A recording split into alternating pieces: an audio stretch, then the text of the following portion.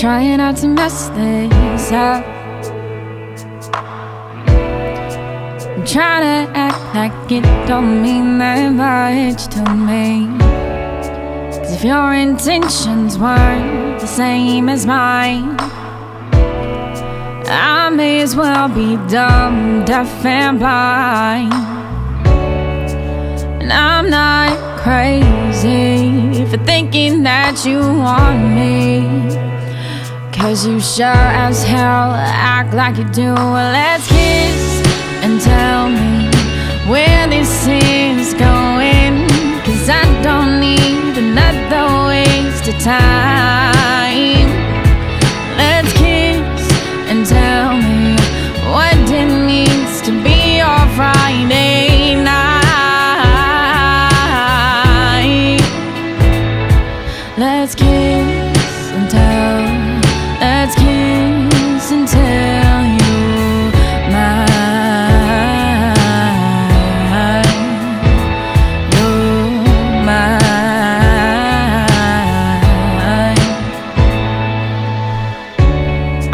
I'm trying not to lose my cool,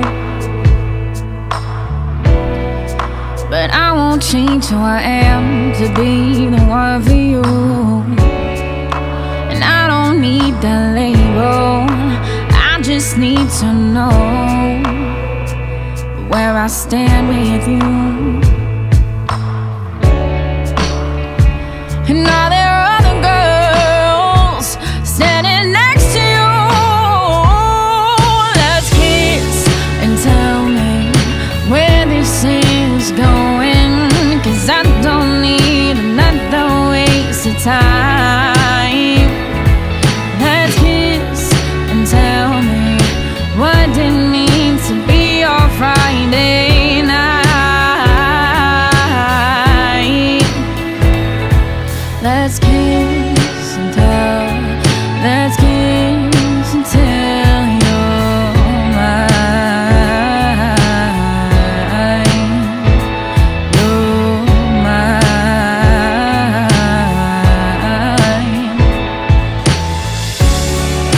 And if I'm not the one for you, I'll bow out of your limelight. Just let me know soon you're not the only boy trying to get my attention tonight. Yeah. So let's kiss and tell me where this is going, 'cause I don't need another waste of time. Let's kiss and tell me what it means to be your Friday night.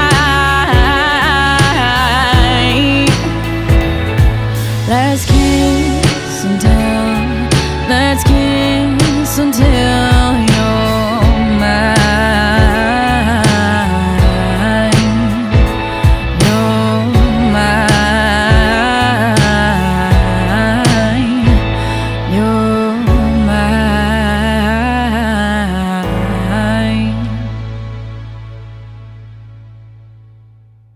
Okay, guys, welcome to our third episode, and today is a very special day because we get to announce something very special for Allie Keck. I couldn't be more proud of you. And this week, do you want to say what you're doing on Friday? On Friday, I will be officially releasing my first single called Kiss and Tell. And I really, really hope you guys enjoy it. It's something I worked pretty hard on, so pretty excited about it. Pretty hard. I think you worked your whole life for this whole week. Mm-hmm. And with all the love that you have for songwriting and for the gift that God gave you, how did you know this song was a song that you wanted to title your album? It has always been that song for me. Like, I wrote songs after it and songs that ended up on the album, but it was just something that I knew it was something special, and I knew it was something like I had never written before. So it was the first song that I said, I'm going to do this, and it's definitely going to be the first single just because it was the first. I think somebody came up to me and said, that's a real song, and I just decided, I definitely needed to do it. So how was it birthed? Wait, you just moved, when was this? So I had just moved to Nashville. I didn't have a job yet. I didn't have any roommates in the house that I was living in, no furniture in the living room, and the only thing I did have was a Bumble account. And so, which offers a lot of material. So I had gotten I wasn't necessarily stood up, like he had an excuse, whatever. But I didn't have anything better to do, so I sat down and the song started kind of just forming as far as like we had been, talking or texting, whatever the millennials call it these days, for a while, and I couldn't really figure out like, is he into me? Is he not? Like, what is this? And so that's just kind of what came out. It's like, just tell me, How was the process when you went into the studio to record this song? Which was it the first song you recorded for the album? It was. Okay, it was. So going in there and, just after the first take, what was your thought on how you were delivering? What was the message you wanted to deliver? Like, what was the substance behind it? I know from like a lot of girls my age or they're all going through the same thing, and that we live in this world where nobody likes titles, nobody likes things like that, and I'm the type of person where I don't want to waste my time on you, Yeah. So, and I need structure, like things like that. So honestly, going into the studio and recording it, it was just a whole other world was opened up to me, because it was the first song that I actually walked into a studio, recorded, and was actually produced, as opposed to just me and an acoustic guitar. So it was a whole new world was opened up. How many takes was it to record it? So I did. I'm sure you did like one or two, right? God, you guys are gonna hate me. I did. You go in, you do the scratch guitar, and you do the scratch vocal, and. Can you explain that? So basically, your producer, Matt Erickson, who's phenomenal. Basically, he just needs some chords to go off of and your vocals to go off of. And I went in and I did the chords and the vocals, and then he just works his magic, and I just sit there and I'm astonished at everything he can come up with. And then at the end, when he's finished, a lot of times what you'll do is you'll go back in and you'll do the vocals again. And I only did the vocals once. Wow! Stop. Mm-hmm. Of course, I'm not shocked about that. I'm not shocked about that. I shouldn't be saying stop, but like, do you know the gift that you have? Like, at what age did you know that you were going to be really good at what you do? And you're good. You don't have to play coy, shy about it. But I don't like it weird. But the thing is, no, it shouldn't, because you know that you are better than most people in this town. You have to know that. But people tell you that every day. I just think that you have to know that you have a gift and you're very good at it. I think great even if people do tell me that every day, I feel like I'm still working for it right now. I'm working really hard for it. I think that's what keeps me working hard for it, is that other people besides my parents believe in me. Like, that's something that I've had to come to terms with since I've moved here, is because I can play all over Central Illinois all I want, but to move here and to make a difference and to have people want to follow you and things like that, that's why I came here. So it's weird, like, when people are like, what kind of gift you have, it weirds me out. But I've known it before I even, if this makes any sense, I knew it before I even knew what singing was, because I used to stop my music teacher, who wasn't even my music teacher yet. When I was 3 years old, my older sisters had this solo in this musical, or the Spring Sing, and they would sing it for my parents all the time, and I learned it. And I didn't even have music class at this point. I wasn't even in school, but I knew who the music teacher was. And she would walk past my house, and I would go outside, and I would stop her, and I would say, "You need to listen to me." And I would sing her that. And then I would stop strangers, and I would sing Celine Dion's "My Heart Will Go On." Which was your first song? You were how old? You were born in '94, and yeah. I think Titanic came out in '97 during December. Yeah, it was that around time frame. Yeah. You were. I was a few 3. years old. I was 3, and I was standing up and making people listen to me sing it.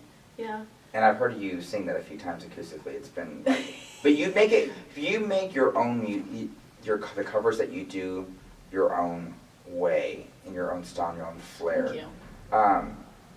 But you have these notes in your vocal range that most people in this town can't reach. But you have your own sense of style and your own, I've never heard anyone like you. And I feel like when I moved here, you used to go to the Bluebird, and you go to Listening Room, and you go to Basement East, and all these great venues, and they all sound alike. If I was,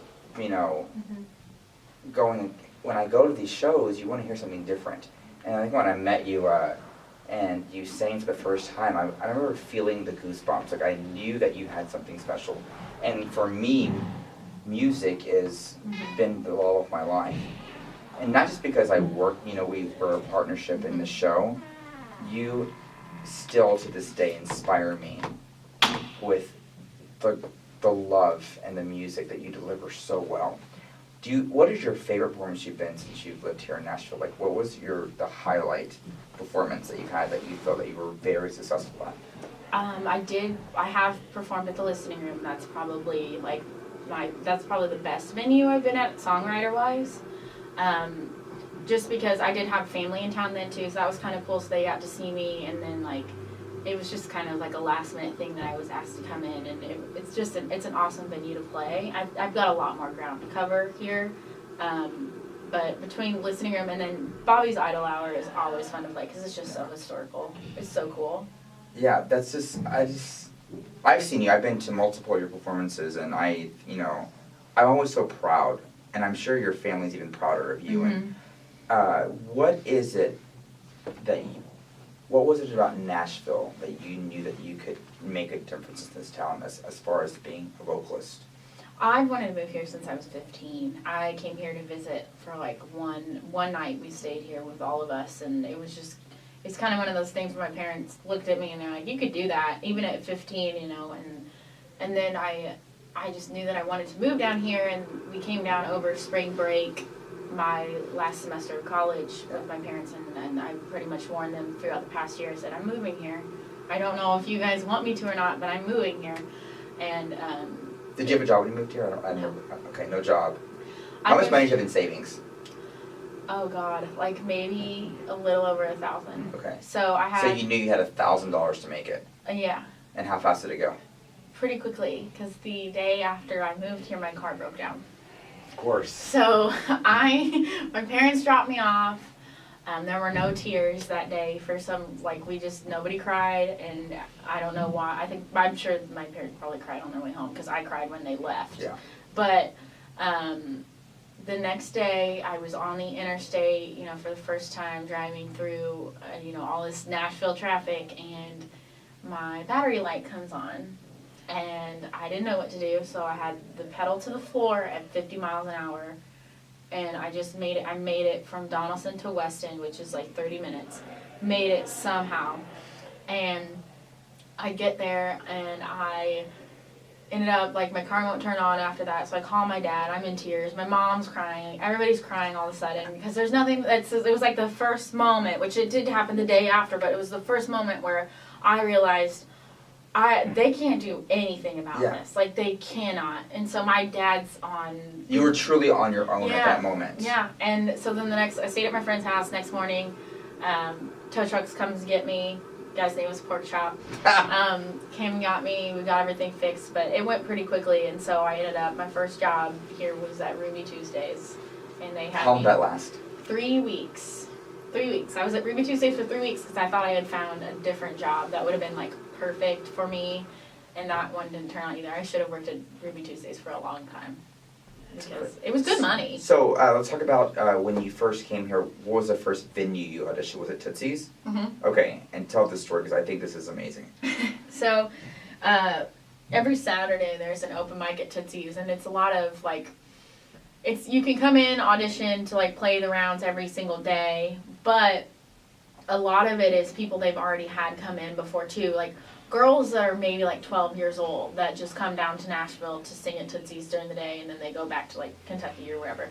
But I had gotten a slot somehow, and I got up there and I sang about 3 songs, and I was hired, and I had to come back the next day and start singing at Tootsie's. And so you were hired on the spot, mm-hmm. Which is that rare for people? I think it depends. They tend to hire girls a lot quicker, just because there is a lack of women within the country industry, which is a whole nother podcast. Yes. But which, congratulations to Carly Pierce. She had her first yes, number 1 hit. I love her. Yes, Oh my her God. number 1.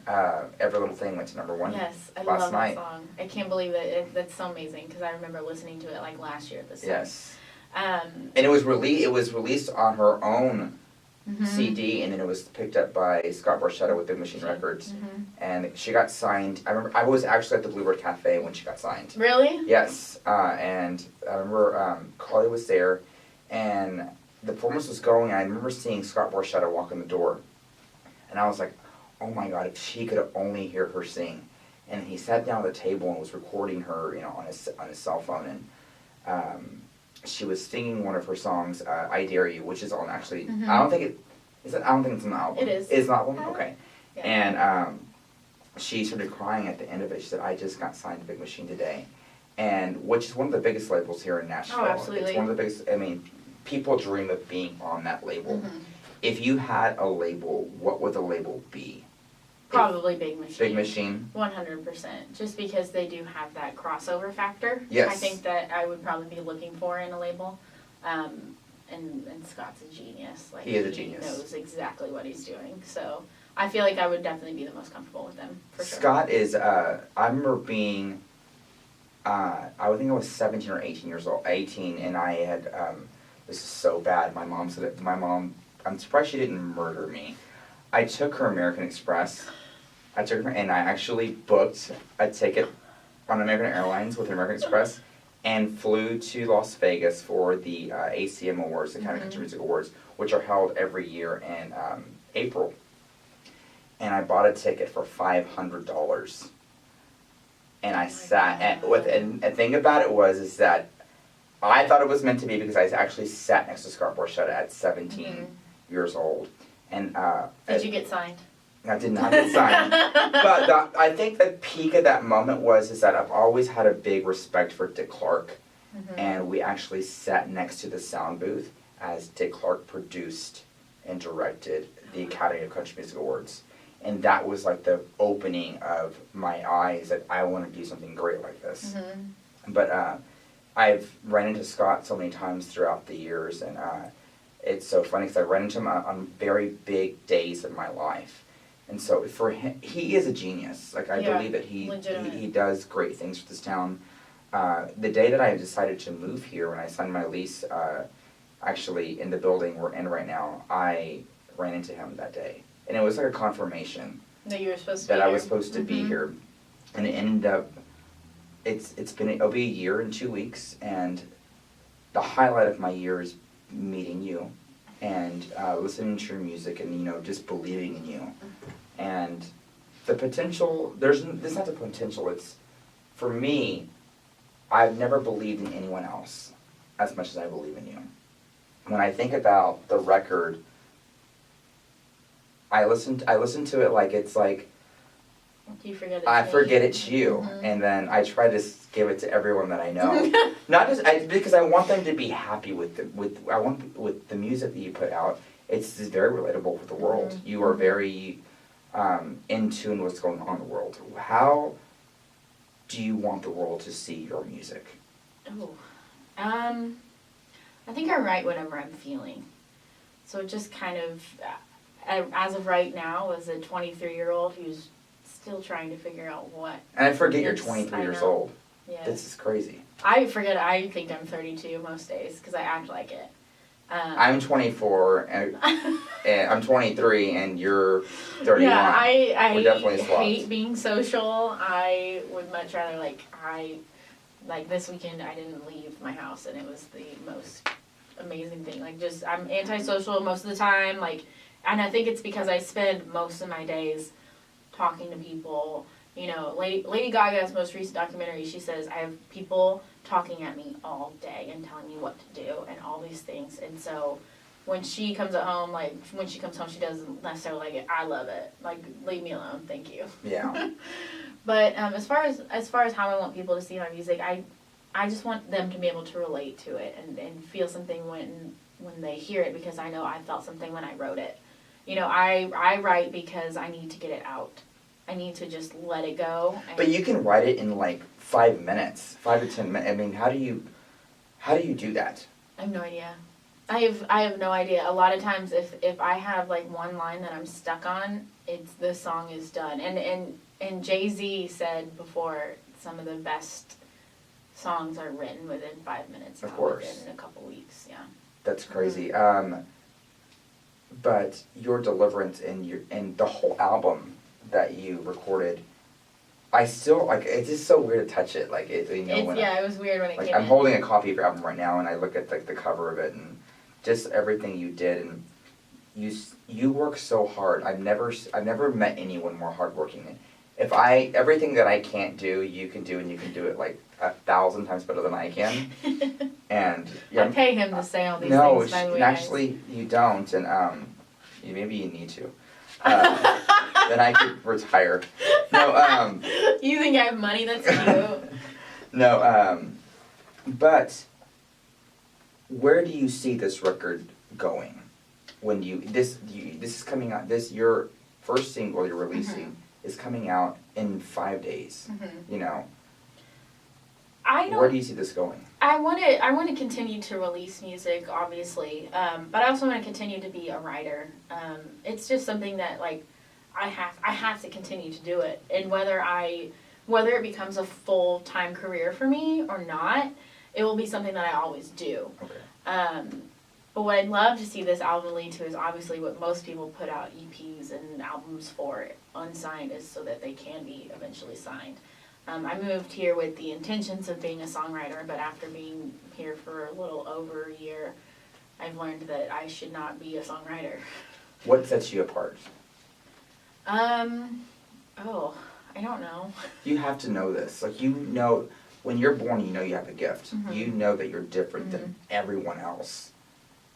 And you know you have a gift. But I don't like to think sets about you it. apart?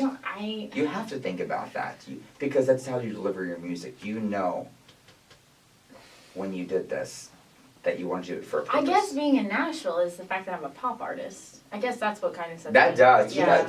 Very good. That's a very good answer. Yeah. I guess being in Nashville, just trying to, you know, there's the country and then there's the pop country. But there's not much pop, which they're working on right now. But I think coming out as a pop artist here is just something. I could have gone to LA. I've had a lot of people tell me you should go to LA, but Nashville is so much more welcoming when it comes to songwriters and everything like that. I would much rather just stay here, and it's close to home. And LA may happen someday, but not right now. So if you could write any song for an artist, who would it be?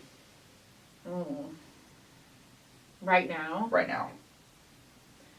I mean, obviously Beyonce is on the list. What? Yes. Okay, I didn't know that. She'd be able to sing it like a billion times better than I could. So I'd just be like, here, you sing it, and then do whatever you want with it, and I'll see you later. Like, we'll see you at the Grammys. I don't want any input. Get the royalties and just retire. Yeah, exactly. And buy your parents a house. Exactly. Yeah. Why is your family so important to you?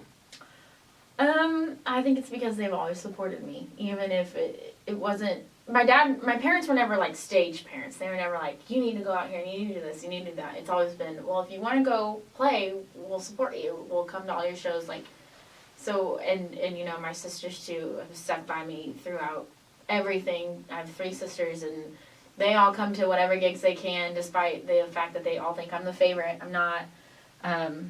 I just have more shows than you. But I think they're important to me because I've always known that after, you know, you hit a certain age and you have friends and you have a family, and that's it. You know, my circle is very small, and I like to keep it that way.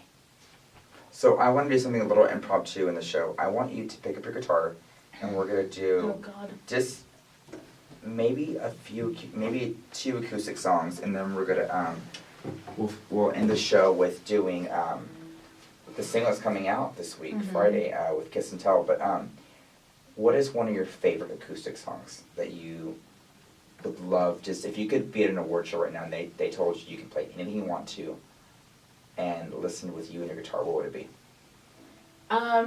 Actually, I'd probably pick Whiskey and Attention. But I don't know if I'd use my guitar. I'd probably use my piano. Okay. Which I don't lug around because it's pretty heavy and I'm a weak lady.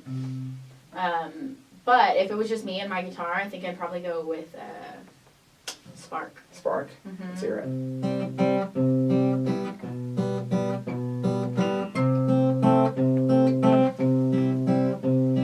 This is probably the loneliest I've ever felt. Saying you love me, but still putting me through hell. I don't normally lose myself in someone, but you do a damn good job of making me feel like you could be the one. Am I imagining things? Are you playing tricks on me when the lights come on and it's no longer dark? But I find that it wasn't love, it was just you creating a spark. I tried so damn hard not to care, 'cause you never need me until I'm not there. Wanted something more, something I could hold on to, but you waved it in front of my face, and I'm too quick to believe you. Am I imagining things? Are you playing tricks on me when the lights come on and it's no longer dark? Well, I find that it wasn't love, it was just you creating a spark. If you aren't careful, firecrackers still flames. Guess it's too late. It's a shame that I've been imagining things. You've been playing tricks on me. Lights have come on and it's no longer dark. And I found out it wasn't love, it was just you creating a spark. Yes, I found out it wasn't love, it was just you creating a spark. That's on your, obviously on your record. It is. It was written after. It was based off of two things. Obviously, you know, I write from experience, so it was something that I had gone through. But also, the spark kind of came from. If you guys have ever seen the movie, She's Just Not, or He's Just Not That Into You. There's the girl who always makes up the spark, and Yes. I tend to be that girl. I'm like, oh, he's ignoring me. He's so into me, like that type of thing. If you had something to surprise me with right now with an acoustic song, what would it be? I'm actually, so most songwriters, musicians, if you move here, you write your Nashville song about how hard it is and like the roller coaster that is the music industry. And I have the lyrics pulled up because it's relatively new. But I have this song called This City, and hopefully some of the musicians in the area can relate to it.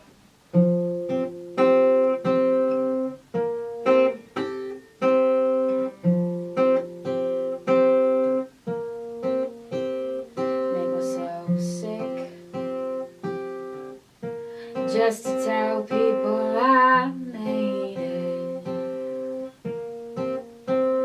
Run myself ragged with aspirations so massive.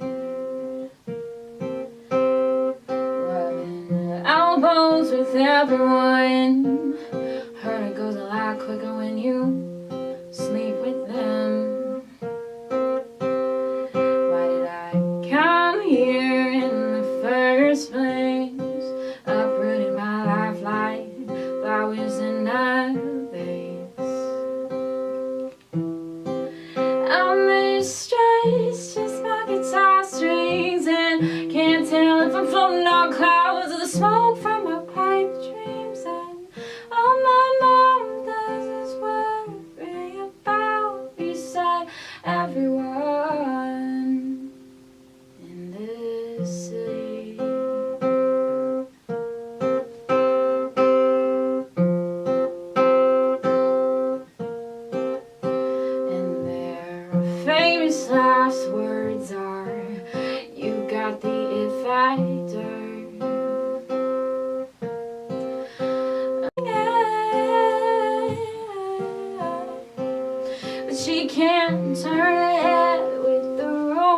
that she spared.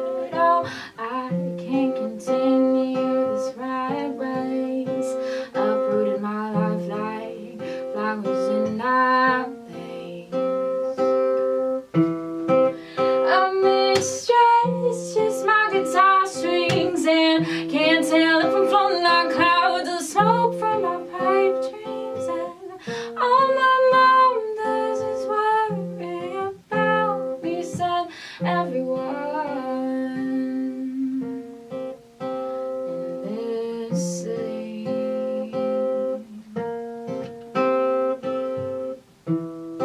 I'm exhausted to no end, but I'll be damned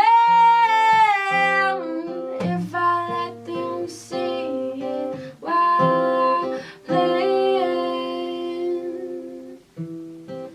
I'm stressed, just my guitar strings, and can't tell if I'm floating on clouds or the smoke from my pipe dreams. And all my mom does is worry about me, said everyone in this city.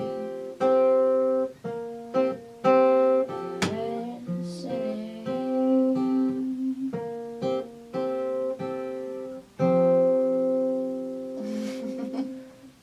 You deliver the imagery so well in your writing craft. It's just, I could not be more proud of you Stop. and all that you do, and your work ethic and your music. And thank you for sharing your story. Yeah, no problem. There's so much ahead of you, and with Let's this, hope. yes. Oh, there's not hope. It's definitely there. Timing's everything. Yeah. And I truly believe that it will happen when the right moment is for you. I would say Nashville's like what, a 10-year town? 10-year town. 10-year town. Let's make it like 7. Let's make it like I want to two. have children. Let's make it like 2.5, things like 3. But thank you for sharing your story. Yeah, absolutely. We're gonna close out with "Kiss and Tell" with an Yes. acoustic version. I'm sorry. But there's 3 people I want to thank before we go today. First and foremost, I want to thank Joey Amato for our publicist with Ages 33 for representing us in a beautiful manner. And to Mason behind the scenes, thank you for being here the past couple of weeks and taking care of the show and helping it be the best it can be. And then also to 909 Flats for allowing us to use their space. You can visit them at 909flats.com if you want to take a look at a new living place here in Nashville. Fantastic place to live. And just a reminder, you guys, too, we are switching to Wednesdays. Yes, Wednesdays. And we wanted to take the time to introduce ourselves because as we go with the show, just a personal side of this of us. And with you and your music, it's us, and then it's also, so for now, it's also your music career. And so that's a different element of you, and I just wanted the world just to see that. Because you do it so well, and like I said, that when God gave all the great characteristics to someone, He gave them to you, and you do it so beautifully. And so I will end with Kiss and Tell, and we will see you November 22nd, everyone. Here you go, honey. Trying to mess this up, trying to act like it don't mean that much to me. If your intentions weren't the same as mine, I may as well be dumb, deaf and blind. I'm not crazy for thinking that you want me, 'cause you sure as hell act like you do. Well, let's kiss and tell me where this is going, 'cause I don't need another waste of time. Let's kiss and tell me what it means to be your Friday night. Let's kiss and tell, let's kiss until you're mine.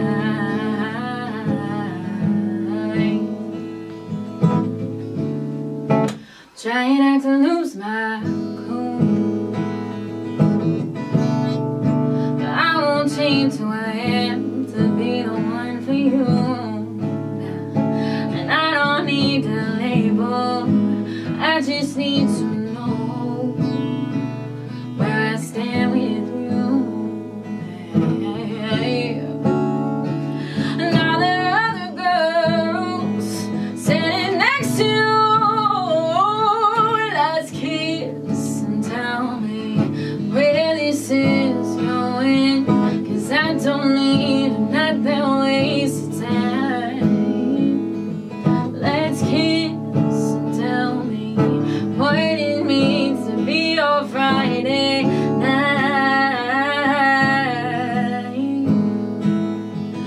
let's kiss now.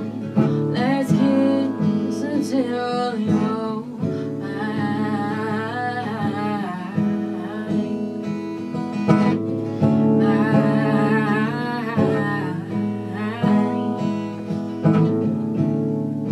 and if I'm not the one for you, how about a limelight?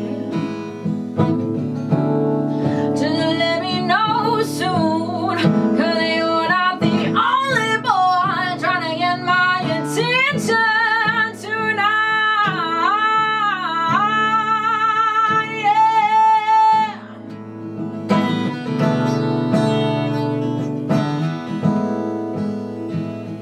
So let's kiss and tell me where this is going, 'cause I don't need